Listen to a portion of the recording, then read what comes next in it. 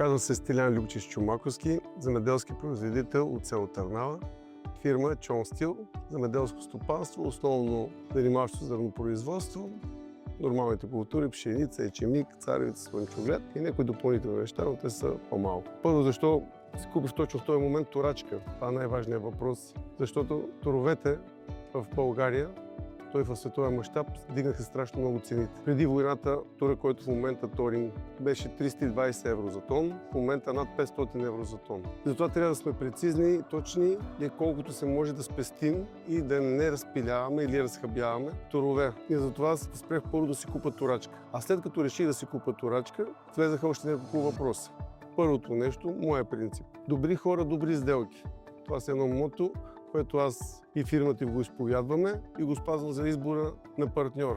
А Ник вече е доказан партньор и го правим не един път и два. И затова ги избрах, защото имат сервис, имат отношения и, както и казвам, добра фирма. Не на последно място, говорим за една от най-добрите турачки в световен мащаб, високотехнологична, без аналог на пазара. И в крайна сметка, мисля, че при тия цени на торовете и при моята експлоатация, още първата година голяма част от парите за тази инвестиция ще бъдат възстановени. При този вид турачки всичко толкова простено и така направено, и както казват, кои са най-качествените неща? Солните неща се правят по прост начин.